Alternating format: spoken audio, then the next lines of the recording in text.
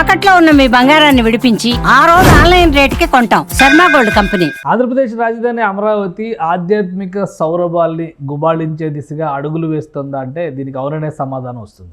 వాస్తవానికి ఆంధ్రప్రదేశ్ రాజధానిగా అమరావతి నిర్మాణ ప్రక్రియను ప్రారంభించేటువంటి సందర్భంలోనే అప్పటి సీఎం అంటే మొదట ప్రణాళిక చేసినటువంటి సీఎం చంద్రబాబు నాయుడు తిరుమల తిరుపతి దేవస్థానానికి సంబంధించినటువంటి ఆలయాన్ని ఏర్పాటు చేయడంతో పాటు అక్కడ పెద్ద ఎత్తున రాజధాని నగరంలో ఆధ్యాత్మిక పరిమళాలు గుబాళించేటువంటి వ్యవస్థలు ఉండాలని ఆకాంక్షించారు. ఆ క్రమంలోనే టీటీడీకి 25 ఎకరాల భూమిని కేటాయించారు. అక్కడ ఒక బృహత్తరమైనటువంటి ఆలయ నిర్మాణాన్ని చేయడంతో పాటు ఆ పరిసర ప్రాంతాల నుంచి వచ్చేటువంటి ప్రజలు రాజధాని సందర్శనకు వచ్చేటువంటి వారందరికీ కూడా ఒక అట్రాక్టివ్ డెస్టినేషన్గా ఇది మారాలని ఆధ్యాత్మిక టూరిజానికి, ఎందుకంటే పక్కనే ఉన్నటువంటి విజయవాడలో దుర్గ గుడికి, కనకదుర్గ అమ్మవారి గుడికి వచ్చేటువంటి భక్తులందరూ కూడా ఇక్కడికి వెళ్ళేందుకు ప్రత్యేకమైనటువంటి ఏర్పాట్లు ఉండాలని చంద్రబాబు నాయుడు గారు అప్పట్లో భావించారు. ఈ క్రమంలోనే 25 ఎకరాల భూమిని కేటాయించారు. అది కూడా ఒకవైపు కరకట్ట రోడ్డు, ఇంకోవైపు సీడ్ యాక్సిస్ రోడ్డు, ఈ రెండింటికి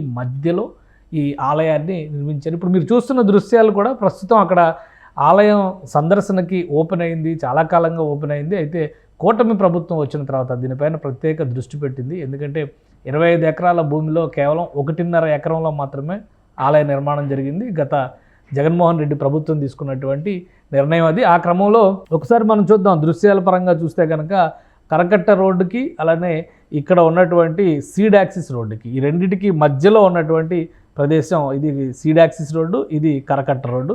ఈ మధ్యలో ఉన్నటువంటి ఈ బ్లాక్ మొత్తాన్ని కూడా టీటీడీకి కేటాయించారు. ఇక్కడ 25 ఎకరాల భూమి ఇది. దీనికి సంబంధించినటువంటి కొన్ని నమూనా చిత్రాలను కూడా అప్పట్లో ప్రభుత్వం రిలీజ్ చేసింది. దాదాపు 150 కోట్ల రూపాయలు ఖర్చు అవుతుందని చెప్పని అంచనా వేశారు. ఇప్పుడు ఆలయం ఉన్నటువంటి ప్రదేశం ఇది. ఈ ప్రదేశంలో కేవలం 1.5 ఎకరంలో జరిగినటువంటి నిర్మాణం అది.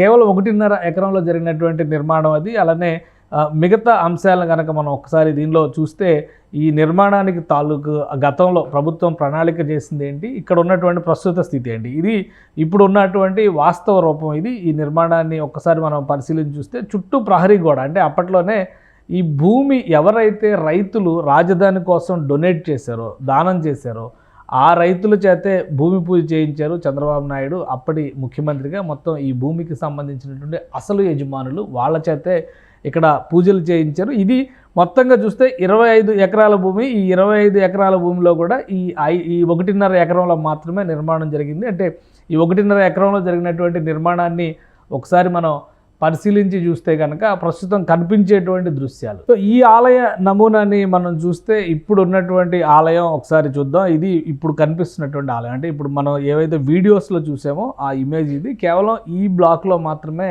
నిర్మాణం జరిగింది కాబట్టి ఆలయం స్థాయి చాలా చిన్నగా కనిపిస్తున్నటువంటి పరిస్థితి. చుట్టూ ప్రహరీ గోడ అప్పటికే 2019 ఎన్నికలకు ముందరే నిర్మాణం మొదలుపెట్టినటువంటిది. అది కేవలం గుడికి మాత్రం శంకుస్థాపన చేశారు. ఇక మొత్తం టోటల్ నమూనా దృశ్యాన్ని కనుక ఒకసారి మనం చూస్తే ఇది అప్పుడు ప్రభుత్వం చేసినటువంటి ప్రణాళిక. ఈ ప్రణాళికని ఒకసారి మనం పరిశీలించి చూద్దాము. ఈ ప్రణాళికలో ఈ భాగం, ఈ రెడ్ మార్క్ ఉన్నటువంటి భాగం మాత్రమే ఇప్పుడు ఆలయ నిర్మాణం జరిగినటువంటి ప్రదేశం. కేవలం ఇక్కడ మాత్రమే వెంకటేశ్వర స్వామి పూజలు అందుకుంటున్నారు. అది కూడా తిరుమల తిరుపతి దేవస్థానానికి సంబంధించినటువంటి సంప్రదాయ పద్ధతుల ద్వారా జరిగేటువంటి అన్ని ఆచారాలని ఆచరిస్తూ చేసేటువంటి పూజాక్రమం ఇది.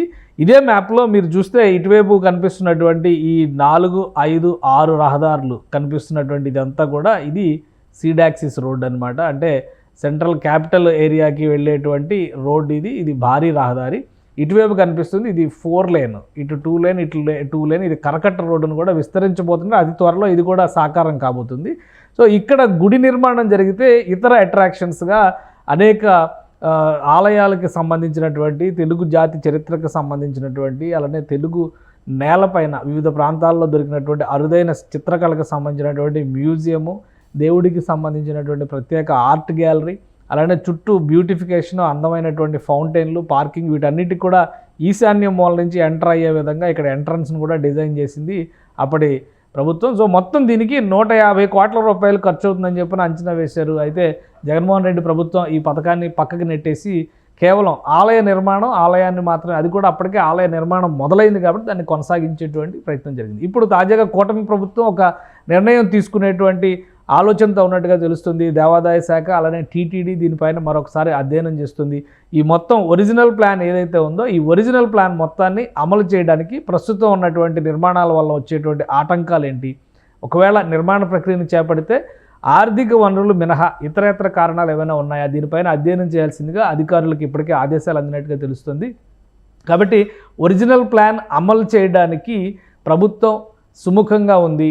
వచ్చేటువంటి భక్తులకి ముఖ్యంగా ఆంధ్రప్రదేశ్ ఇంకొక విచిత్రమైన విషయం ఏంటంటే ఈ ఆలయ నిర్మాణం జరిగేటువంటి సమయంలోనే కనకదుర్గ గుడి నుంచి భక్తుల్ని ఈ తిరుమల దేవస్థానం అంటే టీటీడీ మెయింటైన్ చేసేటువంటి ఈ ఆలయానికి భక్తుల్ని తీసుకొచ్చేందుకు కొందరు దాతలు 2 బస్సుల్ని దానం చేశారు. ఆ 2 బస్సులని కూడా గత ప్రభుత్వం రిటర్న్ చేసింది. వాటి నిర్వహణ అవసరం లేదనేటువంటి రీతిలో పక్కకు జరిపేసింది. అలానే ఏపీఎస్ఆర్టీసీ కూడా ప్రత్యేక సర్వీసులు ఉదయం సాయంత్రం ఈ ఆలయానికి నడపాలనేటువంటి నిర్ణయం గతంలో తీసుకుంది. ఆ నిర్ణయాన్ని కూడా జగన్మోహన్ రెడ్డి ప్రభుత్వం పక్కన పెట్టేసింది. కూటమి ప్రభుత్వం వచ్చిన వెంటనే బస్సుల రాకపోకల్ని ఏర్పాటు చేశారు, ఏపీఎస్ఆర్టీసీకి సంబంధించినటువంటి బస్సులు.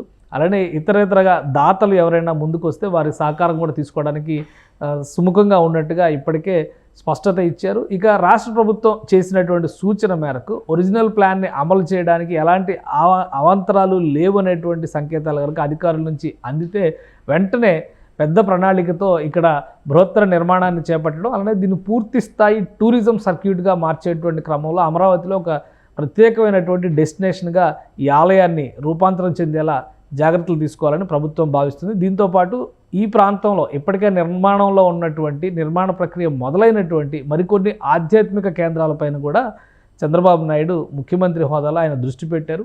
ఆయా సంస్థలకు సంబంధించినటువంటి ప్రతినిధులతో కూడా చర్చలు జరుపుతున్నట్టుగా సమాచారం ఉంటుంది.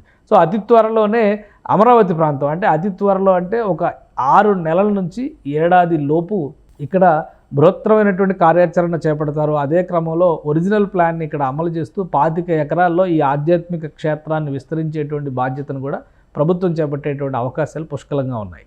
సుమన్ టీవీలో మీ పర్సనల్ అండ్ బిజినెస్ ప్రమోషన్స్ కోసం కింది నెంబర్కి కాంటాక్ట్ చేయండి.